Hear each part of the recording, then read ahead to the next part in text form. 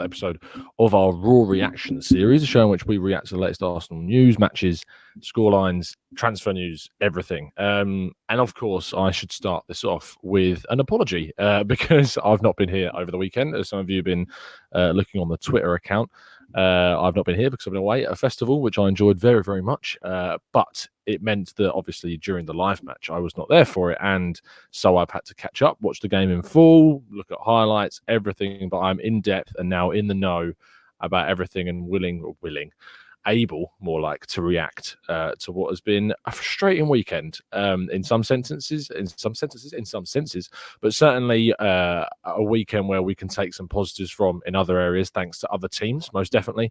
But I think there were still some positives that we can talk about and take from that game. Of course, thank you everyone who's tuning in to our live chat. Thank you for tuning in, everyone that is in there every single week. Thank you ever so much for tuning in, even though I've not been here for 2 days. I hope you can forgive me, but we're back. Daily shows tomorrow. Tactical breakdown will be out of the Liverpool game with Graham Brooks. And of course, the podcast, which is usually on Sunday and usually then on Mondays. But of course, I need to put this show out for you guys first. So the podcast will be out for you guys tomorrow, which I hope you're absolutely fine with. I'm be joined by two wonderful people, as always, to break it all down. But let's say hi to our group chat. We've got Carl Halberg in there. We've got Anonymous. We've got Mr. Arsenal Podcast. Thank you ever so much, people, for tuning in to the show. We're going to get to your comments and get your thoughts on the game very, very soon, all the different aspects of it. But let's first of all get my reaction to it. And I'll give you a little bit of a story about the game, obviously, whilst at the festival. And anyone that knows whether they've been to a football game or a concert or something like that, you'll know that when you're trying to watch something, or you're trying to get signal, or you're trying to contact someone, or trying to use the internet, when there's millions, or not millions, thousands of people around you, it's a big struggle. It's a huge struggle to try and get connection. And so you've got this guy, being me, frantically tapping people on shoulders saying, do you know the score? Have you got the internet? Have you got the internet? Anyone got the internet? And if you do, can you tell me the football? And now you can imagine that trying to get the football score at a festival, people going, mate, you're at a festival. Why do you care about the football? Because it's Arsenal. That's why I care. And ultimately, I didn't get to find out until we ultimately left, which meant I got the reaction being it was about 3-1. In fact, some of the boys in the group chat were able to update me as we went through. And I was sort of getting these messages throughout saying 1-0, 2-1. John moaning a lot. Webby probably not watching it, but still having a comment on it, pulling a Webby as per. There were a couple of debates in the chat about how we played. Some people said it was just plainly Liverpool being too good for us. Some people turned around and said that it was us basically shooting ourselves in the foot, and other people thought it was a bit of both. And I put out that poll saying, is it one of those three options or something else? And the majority of you thought that in the end, it probably was Liverpool being the better side. But I think, how am I speaking so far, says Rahul, it's just skill. It's blatant skill, mate. And also just is what I do. I think that when it comes out of the game, I think that ultimately there were elements where we did shoot ourselves in the foot. But I think that Liverpool are just above us, are just miles ahead of us in terms of quality, in terms of skill, in terms of their output. And it's certainly something that we need to work on to close that gap. And we thought we'd done that over the summer with the signings that we were making, but we couldn't quite get there. Let's get some of your comments before we go into some of the key points. Mikey says compact and counter-attacking is what was needed. Joey said, thought we did well. On another day, we would have lost that 3-2. In another day, we would have lost it 3-2. Still lost. That's the way we look at these things, is that now we're saying that even on a good day, we would have lost this game. Liam Goff says, in all seriousness, it was 2 defensive blunders from us getting a draw or losing 1-0. And all in all, without our top 11, that's very promising. I think there are definitely, dude, are those tomatoes behind you? Yes, they are tomatoes behind me as I'm outside because it's so hot at the moment. I can't even do this inside at the moment. Samuel says, let Emery use the big boys who have experience. And Ceballos, Guendouzi and Xhaka were bad, says Outlaws. And I have to agree that there were definitely performances in there that I didn't expect. I didn't think Ceballos would be as poor as he was. I think he got absolutely ruined by Liverpool's midfield, closing him down, getting him out of the game. Didn't play very well. The mistake he made when he kicked the ball across our own box, which led to obviously a chance, was suicidal. And I think that he basically got very confident after the Burnley game. We saw his confidence was oozing with the amount of skills and tricks that he was trying to pull off. And I think that meant going against the Liverpool game, he might have been a little bit thinking that he was going to walk into this Arsenal side into a Liverpool game, and that's ultimately not what happened. But let's talk about the key instances. Now, Arsenal employed a tactic of playing very narrow. Now, I'm not going to go into the tactics too much because those who are long-time listeners of the channel will know that we do our tactical breakdown show, and all the tactics will be broken down tomorrow in the tactical breakdown. But in brief sense, we played very narrow and we allowed a lot of crosses into the box. And allowing crosses into the box when you've got two of the best, if not the best, fullbacks, not even in England, but in Europe for a single team is, in my opinion, suicidal. Now, a lot of people thought that allowing crosses into the box because we can deal with them very well is fine. And yes, I can see that. And we did deal with those crosses a lot of the time. But it was a cross that ultimately led to our demise in conceding the first goal. And yes, I know it was a corner, but it was still a cross that wasn't dealt with. And if that was in another case in another game, all those crosses that went into the box couldn't been dealt with poorly. But you can't. Why are you putting more bullets in the revolver to then shoot yourself with in Russian roulette? Why are you giving them those opportunities? And it was actually a cross that led to the corner, which got them their first goal. For me, I don't really understand why we employed this tactic. For me, it didn't make too much sense. And I think that moving forwards is certainly something that we need to work on. If you've watched the tactical breakdowns of the Burnley and of the Newcastle game, I highlighted in those games that we needed to close down the man. The amount of times that Richie or Javi Manquillo, or if it was Goodmanson for Burnley, had so much space to cross the ball in. It was what the goal that led to Burnley's equaliser with McNeil hitting that ball into the box. We allowed him so much space to get that ball in. We weren't covering, we weren't closing the space down.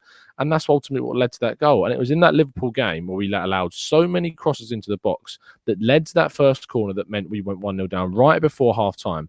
But before that was, of course, the chances that we missed. Pepe and Aubameyang had chances throughout the game and they missed them. I think that Pepe was decent. He was one of our better players on the day, and hopefully something that we'll still see continue to improve as we move through the season. But I think that it's certainly someone that he can't afford to carry the team. We already rely on Aubameyang and Lacazette to carry this team in terms of goals. We can't start relying on it for someone else to drag this team forwards.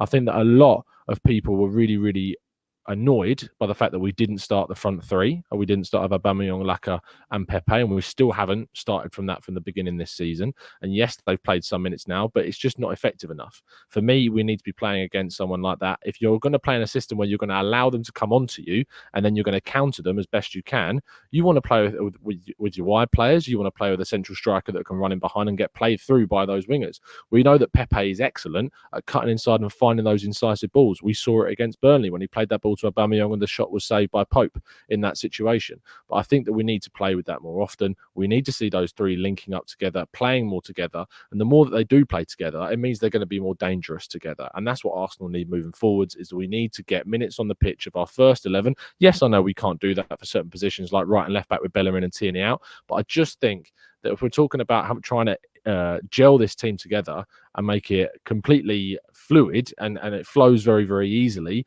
then we need to get in and playing from the start. And that just quite simply didn't happen. Carl Halberg says that we win or we learn.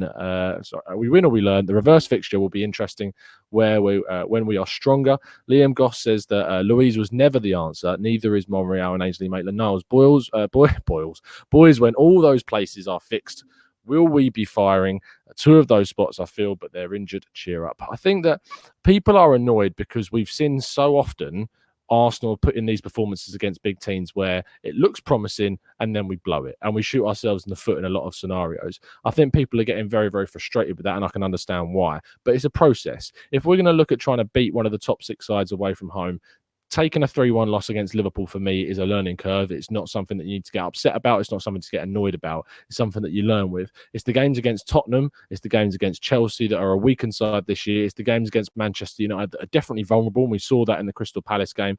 Those are the types of big six teams that we need to be making and claiming those points again. Because if we're speaking brutally honest about this, Arsenal are not in contention with Manchester City and Liverpool right now. Liverpool are the European champions and have arguably got the best front three. They've got the best centre-back in the world. They've got the best right and left-back in the league, if not in Europe. And it's only their midfield where they are slightly weaker. And we probably didn't actually take advantage of that as much as we should have done. But at the same time, that's so much quality in that team that we know we're coming up against. And I think we have to be a little bit realistic. Vincent says, stop the bickering. We let them cross because the front three from Paul aren't good enough on the aerial aspect. Plus, when we get Tierney and Bellerin, we will match them up. The issue that I take with that is that the goal came from the fact that we let a cross come in, it wasn't dealt with properly, and it went out for a corner, which then led to the goal. If you're going to offer them more opportunities, as I said as my analogy at the beginning, you're just putting more bullets in the revolver. It doesn't work. I'm sorry, but you can't allow that much pressure. And if you want to hit someone like Liverpool on the counter, for me, the best way to do that is to try and recover the possession from one of those fullbacks, be it Ainsley, Maitland-Niles or Robertson, catch them as far up the pitch as possible, and then you can hit them on the break and hit them and get in behind. Those strikers can run forward, and that's where playing with a winger to close down that right or left back pushing forward would have worked. We didn't. We played with a diamond midfield, which was very, very spread at times and was stretched way all over the pitch when it should have been much more content at certain aspects of the game. And that's why they were easily able to get in behind. And that's why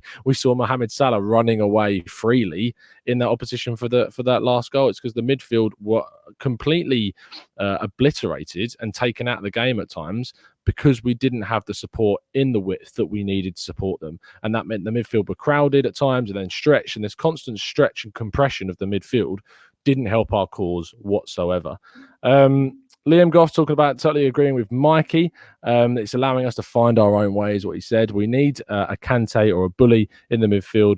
Upamecano and Saliba or Socrates, and I think we're good. Maybe a left wing for balance. Already talking about transfers. Let's focus on what we need to do now.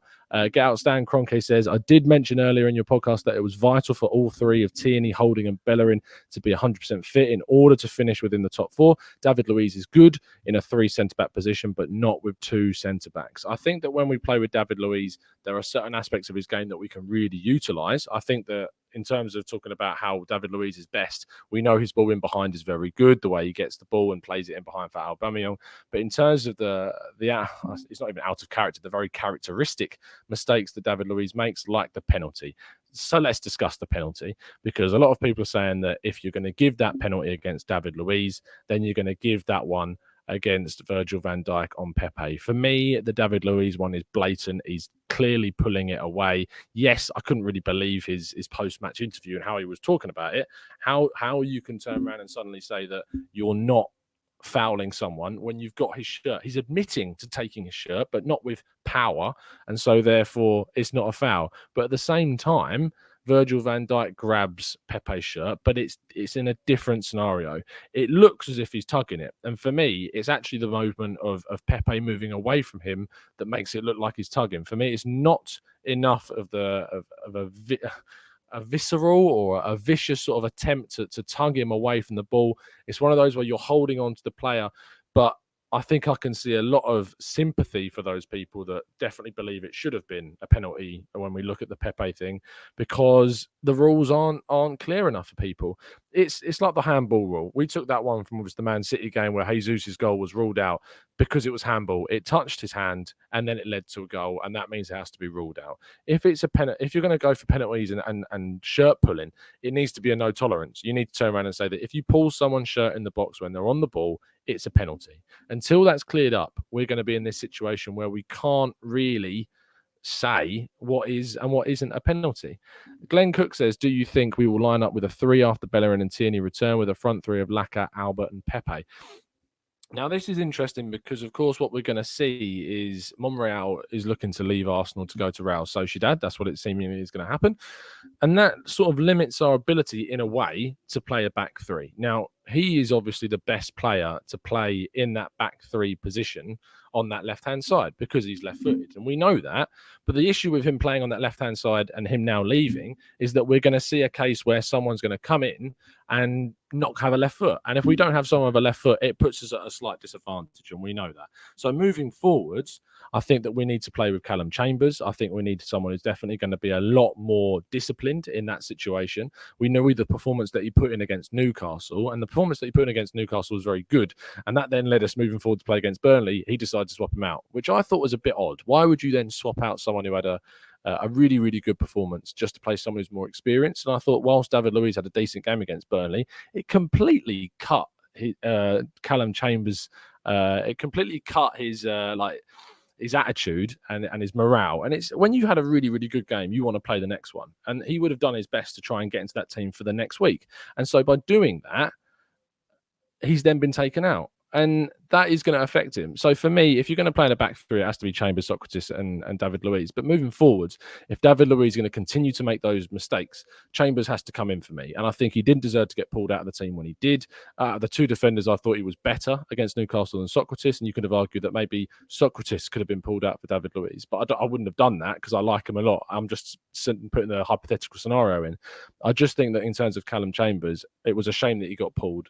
But moving forwards, we might see a lot of him in the team. If, as well, we're selling Monreal, who we can't play with the back four unless Tierney is back, who has played in the back four for Celtic, and also Kieran Tierney has played in a back three, or in a back four, sorry, for Scotland as a centre-back and can actually play that position. So there's a possibility you could see Kolasinac playing as sort of a left wing-back with Kieran Tierney playing as that left centre-back in the back three, which would sound very strange, but it has happened before for Scotland. Micah says Xhaka will be phased out in time, but he's in the squad until then. I think a lot of people were frustrated with Xhaka. I thought we had a fairly poor game against Liverpool, but actually his statistics to show that he had some really, really good scenarios where he recovered the ball. And it's this sort of thing where I'm talking about is that he gets so much stick, but statistically he's very good. And then if people turn around and say, well, statistics clearly don't mean anything if the statistics are saying that he had a good game when by eye, you've clearly seen that he didn't. Now, unfortunately, we can't always go by stats, and you do have to go by eye. But if you're putting in that many recoveries in a game, that's something that you need to take notice of. And to slate him for that, I think would be unfair. I think that Xhaka deserves more credit than he gets. But he is very slow on the turn, and he does get turned very easily. He's often out of position when, but when more hit on the counter, he's out of position. Not in terms of when he's like facing down a player, but he's out of position when he gets turned because he just can't get back in time to influence the midfield, and it's frustrating. And that's why I think Torreira needs to come in. Torreira, when he scored, seemingly celebrated in a certain way, which would suggest he wants to be playing from the start. Whether that happens or not is, of course, going to be down to the manager. But I just think that Torreira is going to have that a lot more skill and pace about him, and technical ability than Xhaka. And having that movement and that speed added to his game, quickness of feet, lower centre of gravity, it'll mean that moving forwards, we can play with a lot more freedom and security as well with Torreira in there. It's then the choice of who actually plays with him. Do we go with a pivot 2 with someone like Torreira and Sabas next to each other, with someone at 10 like Willock or Sabas himself or Ozil? Or do we go with a deep player being Torreira? Or do we then go with the two midfielders in front of him being Guendouzi or Willock or Ceballos or someone like that?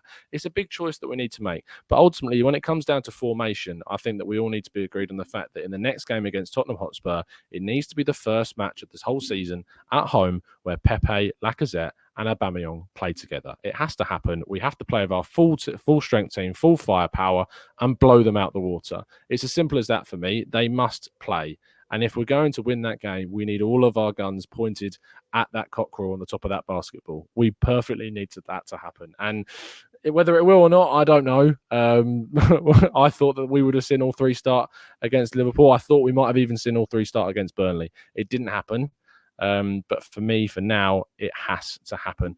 In terms of talking about Torreira, Chris Giwa says that pace is definitely key, and it certainly is. He definitely has an upgrade on Xhaka's pace in that position. Joe Finn says, do you think that Xhaka's stats are the reason Arsene and Unai pick him, or do you just disagree, or do they just disagree with you and so many other pundits? I don't know why they pick him continuously. They obviously have a lot of faith in him. His leadership qualities were there. That's why he's been given captain. And yes, it's easy to turn around and say he doesn't have any, but they wouldn't pick him if he didn't. I just think that he's that presence in the midfield that sometimes you need in a game. Let's have a look at some more of your questions before we move on. Adamola, let's see your comment there. Adamola says that we had a manager in Wenger who doesn't adapt to opposition tactically, and now we have someone who does. I mean, we have someone that definitely does adapt to games. We have someone that's going to move forward and change the formation depending on who we're playing. But in terms of moving forwards, I think we're going to see him try and find a legitimate 11 to play in most games. We'll see some tinkering, and that's just in his nature. But I think that we need to obviously see him find that starting 11 that he likes. We need to see him starting that front 3.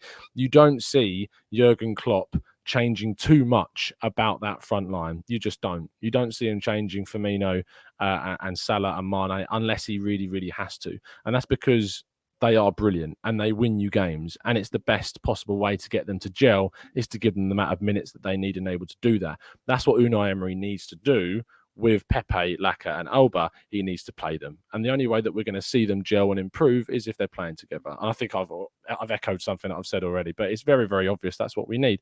Lord of the Frog says, I think we need to realise Liverpool are the champions of Europe. We definitely do. They are a better team than us. It's as simple as that.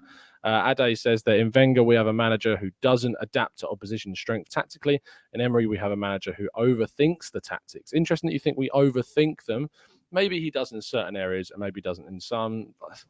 I don't think he overthinks it. I think that he's just very, very keen to try and change a game as early as possible and try and change it for the better, which actually was a little bit of a criticism of him yesterday, is that he didn't change things quick enough. I thought he should have made substitutions at half time and he just didn't. We're going to wrap up in a second, but I want to take some of your questions before we do. Tatterin says you might want to help that plant a little bit with some Epsom salt water mix. 1 tablespoon of Epsom salt to 1 gallon of water. Spray leaves with it. Not the topic here, but nonetheless, it's not my plant. So maybe I should be empathetic and save it, but it's not mine. I'm really sorry. I wish I could fly. Great name. Says Tom. Who are in a worst position? Arsenal and Man United. 100% Man United. They're in a position basically where they've got players who want to leave, like Pogba. They've got players that have just come in that have shown mistakes in their game, like Maguire. And they've got players that they're still uncertain about, like David De Gea. They've seen key players leave. For me, Ander Herrera is a big loss for them. I really liked Ander Herrera, and I think he definitely gave them something. They've got an issue with Alexis Sanchez. They've had Lukaku leave.